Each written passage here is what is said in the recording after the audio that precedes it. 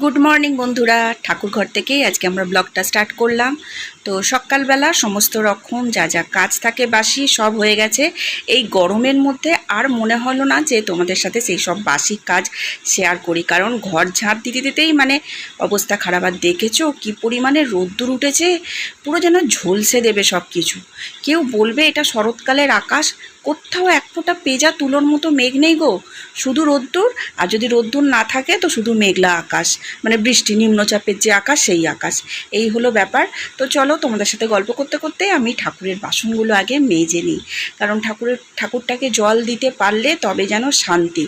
তারপর নিচে গিয়ে এবার যখন যা কাজ সেগুলো করা যেতে পারে, কিন্তু ঠাকুরটাকে যতক্ষণ না জল দিতে পারছি ততক্ষণ মনের মধ্যে একটা শান্তি আসে না। ওই জন্য আমি চেষ্টা করি সকালবেলা ঠাকুরটাকে জল দিয়ে দেবার।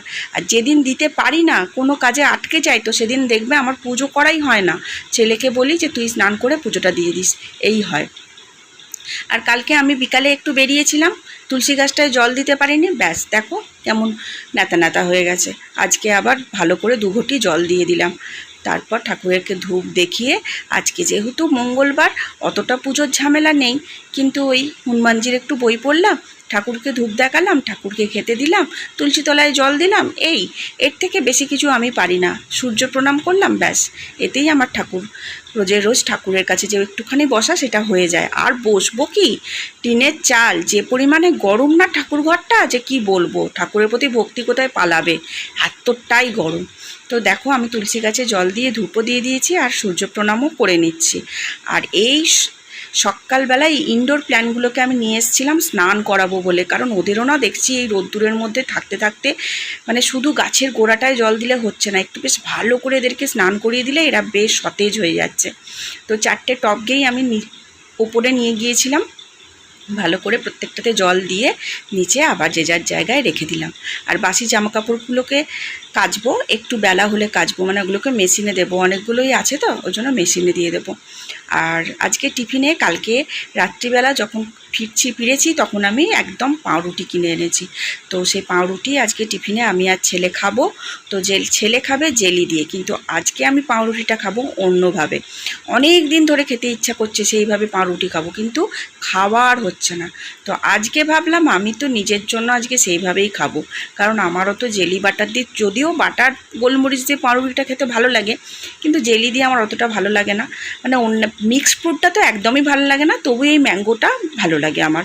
হ্যাঁ, তো যাই হোক, ছেলেকে জেলি দিয়ে পাউরুটি, মিষ্টি এইসব দিয়ে দিলাম টিফিনে। আর আমি দেখো চা বসিয়েছি, রচা নয়, আজকে খাবো দুধ চা। কতদিন ধরে ইচ্ছা করছে দুধ চা আর পাউরুটি খাবো, কিন্তু ওই যে নিজের ইচ্ছা করছে তো হয় না। আজ খাবো কাল খাবো এই করতে করতে না হচ্ছে না। তারপর আজকে দেখলাম পাউরুটি আছে, পাউরুটিগুলোকে খুব ভালো করে সেঁকে নিলাম আর গাঢ় গাঢ় করে দুধ চা করে নিলাম। তো এটা হলো আমার টিফিন। তো চলো খেয়ে নিই। আর খেয়ে নিয়ে দেখো আজকে পুরো সেই মঙ্গলবার, আজকে জঙ্গল পরিষ্কার করার দিন, এরকম একটা কথা আছে না, সেরকম আজকে ফ্রিজ পরিষ্কার করার দিন। যত রকম আনাজে কানাজে সবজি ছিল সব কেটে দিয়ে একটা 5 মিশালি তরকারি। আর এখানে পেঁপে দিয়ে করব মুগের ডাল, আর এখানে আলু কুটে রেখেছি, এটা করব সয়াবিনের তরকারি, আলু দিয়ে সয়াবিনের তরকারি। তো এটাই রান্না। কিন্তু তার আগে আমি যেটা করব সেটা হলো কড়াটা আমি কি ভালো মেজেছি না দেখো। যাই হোক, এদিকে দেখো ভাতের জলও বসিয়ে দিয়েছি। আর এখানে করব আমি গরম মশলা, একদম সামনে পুজো, তো গরম মশলাটা বেশি করে করে রাখবো, যাতে এটা নিয়ে আর আমাকে হেডেক থাকতে না হয়, হেডেক যাতে না হয় সেই কারণে। তো দেখো এখানে আমি ছোটো এলাচ, দারচিনি আর লবঙ্গ সব কটাকে দিয়ে খুব ভালো করে নেড়ে নেব। আর সবসময় কিন্তু যখন বাড়িতে ওই গরম মশলা করবে না, তখন গ্যাসের ফ্লেমটাকে একটু আস্তে রাখবে, যাতে পুড়ে না যায়। পুড়ে গেলে না গরম মশলার স্বাদ সব চলে গেল ওখানে, জানো তো। ওই জন্য সবসময় একটু কমিয়ে করবে, তাহলে গরম মশলাটার গন্ধটা দারুণ হবে।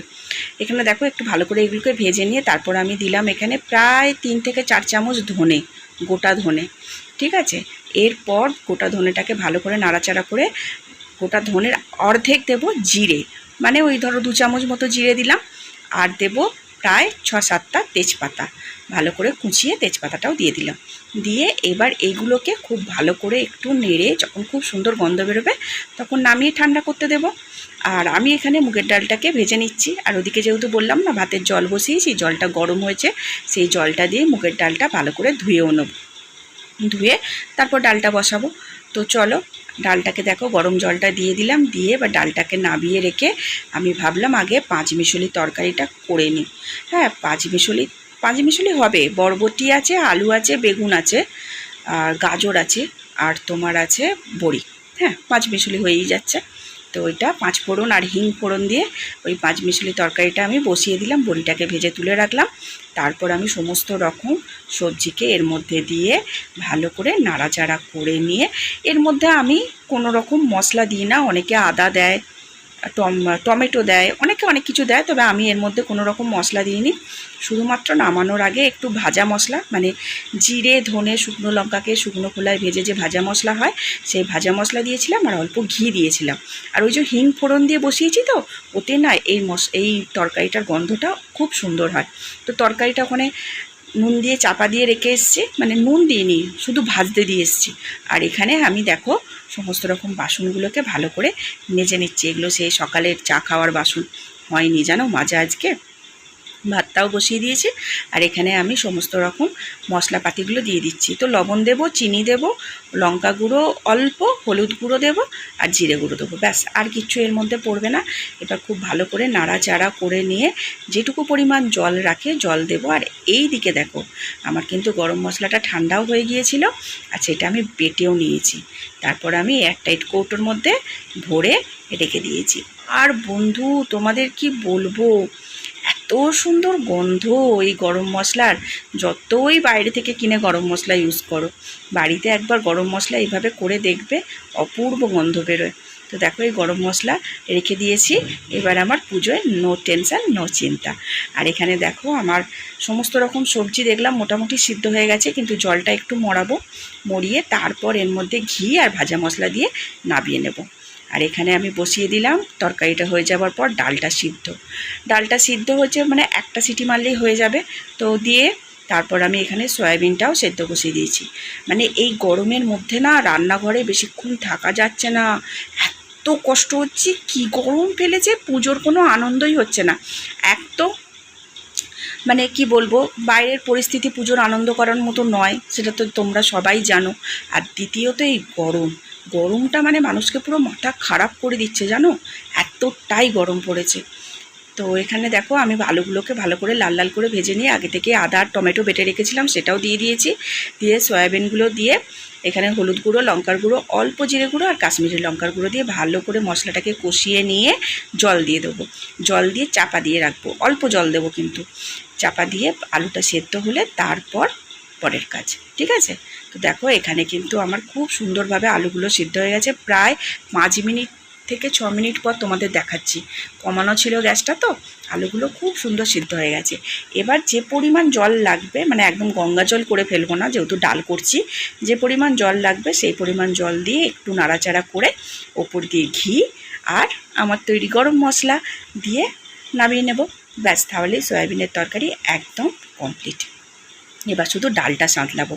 আর এখানে দেখো সমস্ত রকম সবজির যে খোসাগুলো, সেটা আর সবজির খোসাগুলো ছাড়াতে ছাড়াতে ছেলেকে বলছি, যা আমরাও পেঁপে খাচ্ছি, গরুও পেঁপের খোলাই খাবে। ছেলে বলছে, হ্যাঁ মা, কী পরিমাণ বাবা পেঁপে আনছে। ওই জন্যই আমি হাসছিলাম যে তুমি সবেতে। আমি তাই আমার বন্ধুকে বলছিলাম যে আমাদের চিংড়ি মাছের মধ্যেও পেঁপে দেওয়া হচ্ছে, আবার মাংসের মধ্যেও পেঁপে দেওয়া হচ্ছে, আবার ছোলাতেও পেঁপে দেওয়া হচ্ছে, সবে দিয়েই আমাদের এখন পেঁপে পড়ছে। আমি বললাম, হ্যাঁ আজকে আমি ডালেতেও পেঁপে দিয়েছি। কি করব বলো তো, এক গাদা পেঁপে এনেছে, তো পেঁপেগুলো তো খেয়ে শেষ করতে হবে। তো ওই জন্যই আজকে ভাবলাম থাক, কালকে করেছি চিংড়ি মাছ দিয়ে আলু দিয়ে পেঁপে দিয়ে তরকারি, আজকে করেছি মুগের ডাল দিয়ে পেঁপে দিয়ে। কী করব, পেঁপেগুলো শেষ তো করতে হবে। আর ছেলের সাথে গল্প করতে করতে আমার মাথাতেই নেই যে আমি নুন মিষ্টি সব ডালে দিয়েছি কিনা। ওই জন্য একটু চেক করে দেখলাম যে ঠিক আছে, সবই দিয়েছি। আর এখানে আমার রান্না কমপ্লিট। ডাল, পাঁচমিশালি তরকারি, দেখতে তো ভালো হয়েছে, গন্ধটাও বেশ ভালোই ছাড়ছে। আর এইটা হলো সয়াবিনের তরকারি। ব্যাস আমার রান্না কমপ্লিট। এবার আমি গ্যাস বুঝবো। আর কখন ঘরে গিয়ে একটু জল খাবো। ফ্রিজে জল রাখতাম না জানো তো, ঠান্ডা জল রাখা ছেড়ে দিয়েছিলাম, কিন্তু এই কদিন এত গরম পড়েছে বন্ধুরা, কি বলবো, যে ফ্রিজে আবার জল রাখতে শুরু করেছি। কারণ ফ্রিজের জল ছাড়া খেতে পাচ্ছে না। একটু যদি সমস্ত রকম কাজ সেরে না ফ্রিজে যদি একটু ঠান্ডা জলটা মিশিয়ে খাওয়া যায়, খুব আরাম লাগছে। প্রথম ভেবেছিলাম কদিন আর জল খাবো না, একটু ঠান্ডা ঠান্ডা ওয়েদার করছে আর ফ্রিজের জল রাখবো না বলে প্রায় 1 মাসের মধ্যে ফ্রিজের জল রাখিও নি গো। কিন্তু এই কদিনের এই গরমে আর পারা যাচ্ছে না, ওই জন্য একটু ফ্রিজে জল রেখেছি জানো তো। তো ছেলেকে বললাম ফ্রিজ থেকে একটা জলের বোতল বার কর, আমি গিয়েই আগে জল খাবো সমস্ত রকম কাজ সেরে। সে সকাল থেকে চলছে।